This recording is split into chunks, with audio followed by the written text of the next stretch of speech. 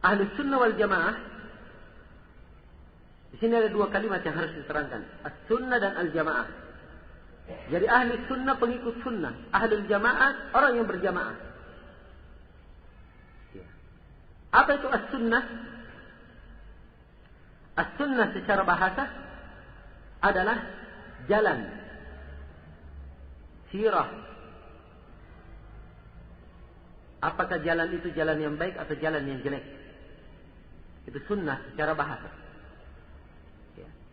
Jadi kalau ada memberi jalan jelek, dikatakan ini memberi sunnah jelek. Penggunaan sunnah secara bahasa. Seperti Nabi SAW bersabda, "Man sanna fil Islami sunnatan hasanah, falahu ajruha wa ajru man amila biha, wa la yanqus min ujurihim syai'." Siapa yang beri contoh dengan sunnah yang hasanah, maka dia akan mendapatkan pahalanya dan pahala orang yang melakukannya tanpa mengurangi pahala mereka sama sekali. Sebaliknya beliau juga berkata, "Wa man sanna fil Islami sunnatan sayyi'ah." Dan siapa yang memberi contoh di dalam Islam sunnah yang jelek. Ya, sunnah apa di sini yang diinginkan? Secara bahasa. Sebab sunnah secara bahasa, ia adalah jalan yang ditempuh. Jalan yang ditempuh kadang baik, kadang jelek. Iya kan? Ini secara bahasa.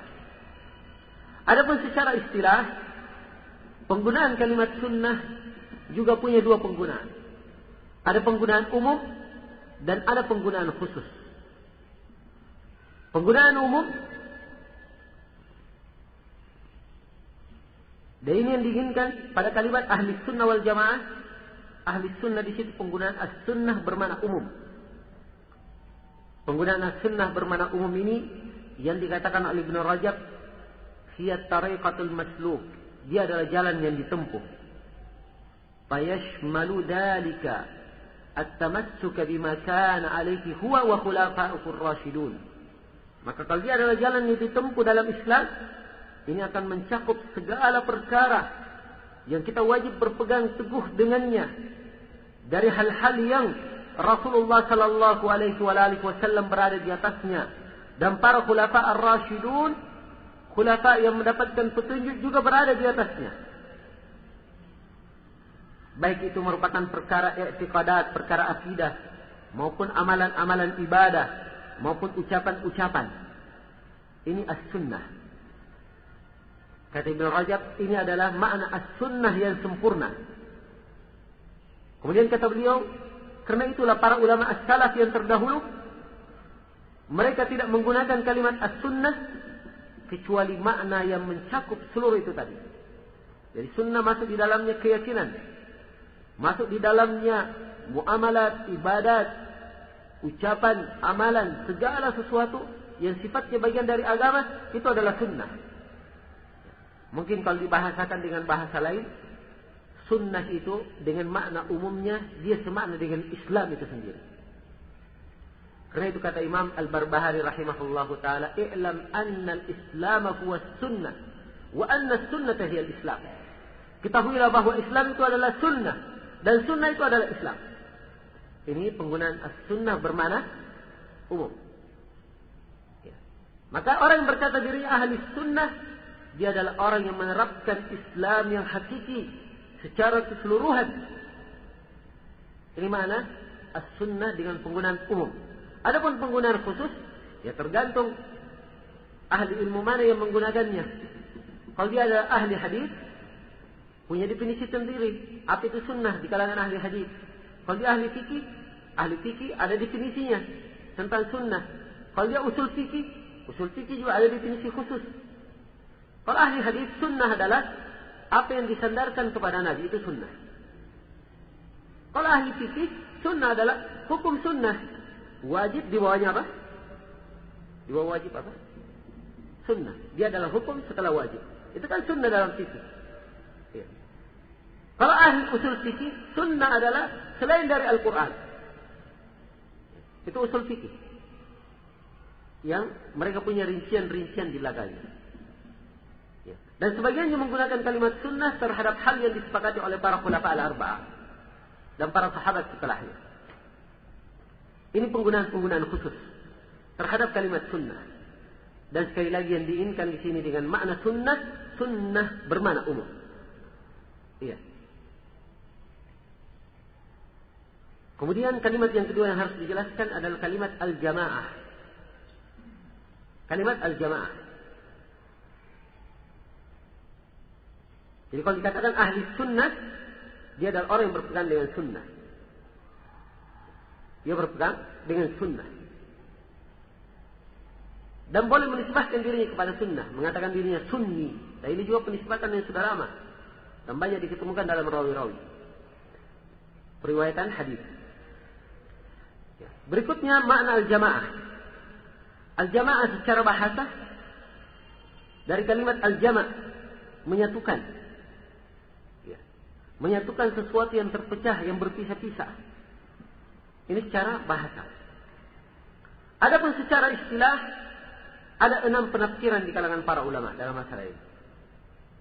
Dan semua penafsirannya benar. Tapi penafsiran yang saling melengkapi. Mungkin terlalu panjang untuk diuraikan seluruhnya. Saya globalkan bahwa 6 penafsiran ini kita bisa menarik 2 kesimpulan pada makna al-jamaah.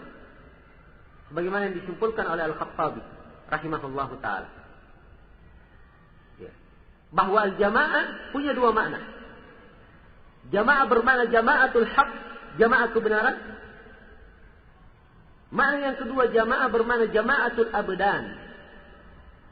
Jamaah tubuh-tubuh, badan-badan kaum muslimin semuanya bersatu di bawah kepemimpinan seorang pemimpin muslim.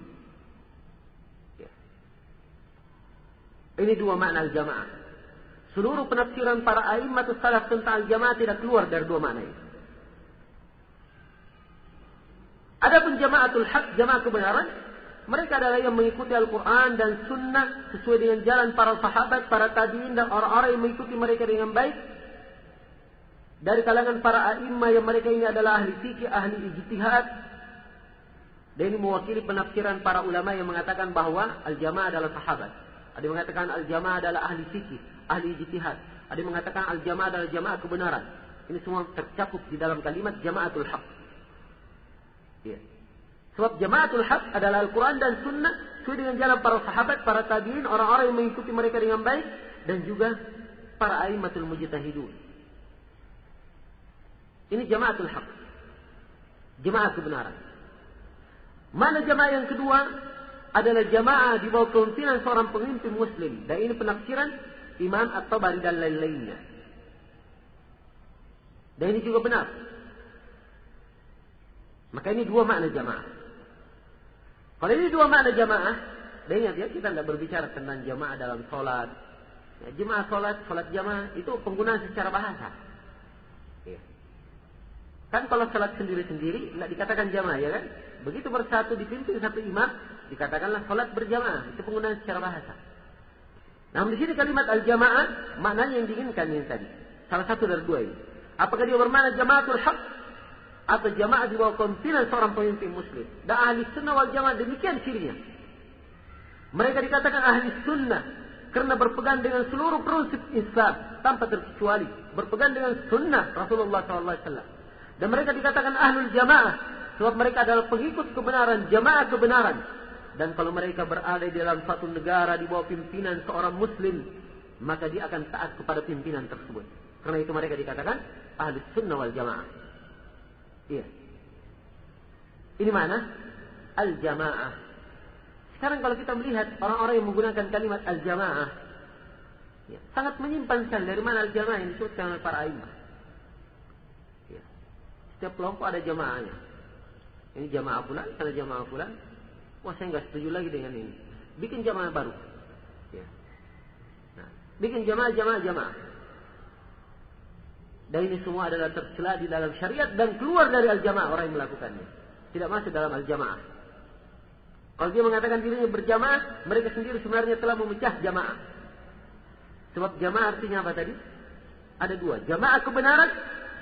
Kalau jamaah kebenaran, dia mengikuti kebenaran walaupun dia sendiri. Karena itu kata Ibnu Mas'ud, al-jama'atu ma wafaqal haqqa wa in kunta wahdak. Jamaah adalah apa yang mencocoki kebenaran walaupun kamu sendiri. Itu al-jamaah. Kalau jamaatul haq, pimpinannya hanyalah Rasulullah sallallahu alaihi wasallam. Tidak ada pimpinan lain. Ya. Maka siapapun dia, apapun warna kulitnya, apapun kebangsaannya dan kenegaraannya, dimanapun tempatnya, kalau dia berpegang dengan Al-Quran dan Sunnah, maka dia di atas al-jamaah. Walaupun dia sendiri dia dikatakan di atas al-jamaah, kalau dia berpegang terhadap Al-Quran dan Sunnah. Ini makna jamaah. Kalau jamaah yang diinginkan, jamaah pengikut kebenaran. Maka kita tanya kepada kelompok-kelompok itu tadi yang bikin jamaah. Jamaah kalian ini apa? Pengikut kebenaran kah? Kalau mengikut kebenaran, pimpinan kalian hanya Rasulullah. Tidak boleh fanatisme kepada siapapun kecuali hanya kepada Rasulullah. Ya, makanya jangan kalian marah kalau pimpinan kalian misalnya dikritik. Atau anggota kalian, pimpinan kalian jangan marah kalau kalian ikut kepada yang lainnya. Iya. Misalnya. Dipahami? Ya. Kalau begitu makna al-jamaah, berarti kalian telah menyimpang dari tuntunan al-jamaah atau makna al-jamaah yang benar dalam syariatul Islam. Baik, bukan itu makna jamaah yang kami inginkan. Makna jamaah yang kami inginkan, kami adalah kelompok orang dipimpin seorang pemimpin Muslim. Baik, seorang pemimpin Muslim. Apa definisi pemimpin? Ya, pemimpin itu adalah orang yang berada di suatu negeri. Kamu tanya kepada penduduk negeri itu, mana pimpinanmu? Semuanya menunjuk ke sana, itulah pimpinan. Ya. Adapun kalau di satu kelompok saja, itu namanya buat negara di dalam negara. Bikin jamaah di dalam jamaah. Dan ini namanya memecah belah jamaah, memecah belah persatuan kaum muslimin. Dan mereka kalau mati, matinya di atas jahil. Sebagaimana yang kita akan terangkan nas-nas tentang hadis. Iya. Demikian makna al-jamaah. Jadi ahli sunnah wal jamaah itu definisinya. Karena itu kata Syekhul Islam Ibn Taimiyah rahimahullahu ta'ala, ahli sunnah wal jamaah, mereka adalah orang-orang yang berpegang terhadap kitab Allah dan sunnah Rasulullah sallallahu alaihi wasallam sesuai dengan apa yang disepakati oleh ulama terdahulu lagi pertama dari kalangan muhajirin dan al-ansar dan orang-orang yang mengikuti mereka dengan baik.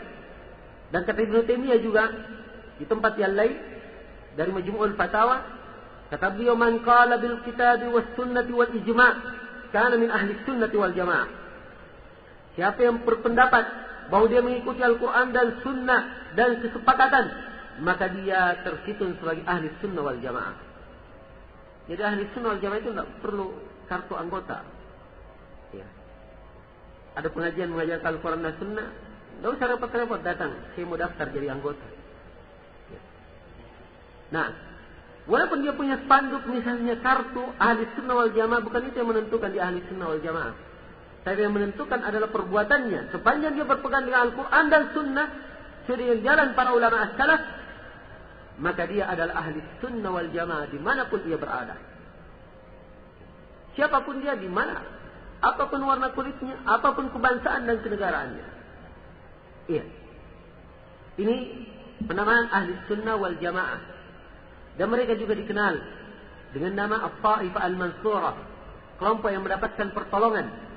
Sebab Rasulullah sallallahu alaihi wasallam bersabda, "La tazalu ta'ifatun min ummati dhahirina 'ala al-haqq, la yadhurruhum man khalalahum wala man khalafahum hatta ya'ti amrullah." Terus-menerus ada satu kelompok dari umatku yang mendapatkan pertolongan menampakkan kebenaran. Tidak membahayakan mereka orang yang milisi mereka, orang yang menentang mereka sampai datang ketentuan dari Allah, sampai hari kiamat. Karena itu mereka juga dikatakan At-Ta'ifah Al-Mansurah, kelompok yang mendapatkan pertolongan. Sebab orang-orang yang beriman di atas Al-Quran dan Sunnah akhirnya pasti akan dimenangkan oleh Allah Subhanahu wa ta'ala.